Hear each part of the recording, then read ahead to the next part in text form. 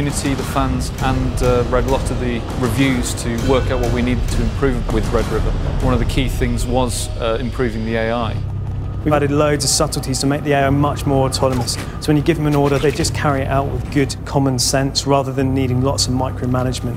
They'll do things like providing bounding fire. So when you're moving forward, they'll sit back and open up on the enemy if they know they're there to give you a chance to get over an open space. And if you throw a grenade amongst some bad guys, they are going to spread and flee. So it's going to be a good time for you to cook off one of those grenades. It's subtle stuff, it's not big headline features, but it's the sort of stuff that will make all the difference when you're playing the game. And then we've added some really cool new details that you just wouldn't have seen before.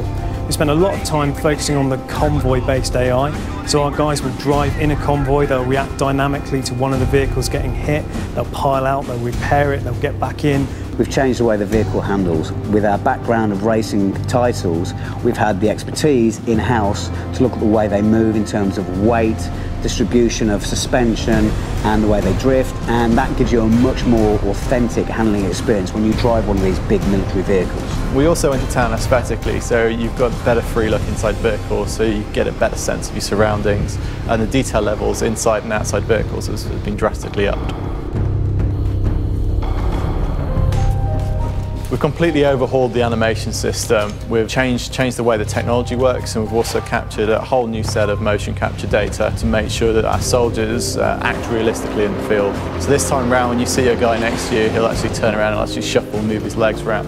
When they're going to sprint, they actually kind of run up and then come to a skidding stop. So lots of little touches on the animation side to really make you feel like you're working alongside humans.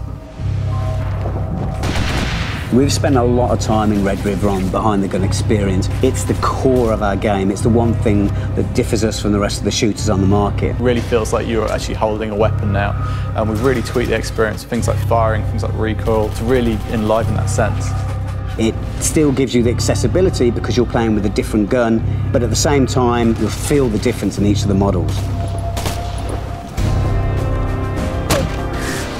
We don't want to exclude new players with realism. We want to knock down these barriers to entry and make the game accessible and pick up and play. But at the same time, we do need to leave that challenge that's in there. It is a tactical first-person shooter. So we've added aim assists to make it easier on the player that may be not used to first-person shooters as much as the hardcore fans. Of course, we have allowed the player to turn them off so that the game is still very much what the hardcore fan base want. We haven't kind of mollycoddled the hardcorers, you know, it's still in there for those guys, but for the people that are new to the franchise, they can come in and understand day one what the controls do and be very comfortable with things that they've seen in other shooters they may have played.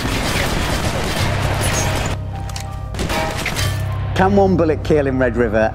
Absolutely. It depends on where the munitions are coming from, what the range is, what body armour you're wearing, what health level have you got. You've got large caliber machine guns, things like 50 cals, which can actually sever a limb, whereas the traditional rifles called bullet wounds, and we still have technology in there to have a bullet impact and then blood seeping out. So it's pretty graphic, our damage system for our characters. So you've got to be careful out there because it is an authentic experience and we're not going to try and dumb this down.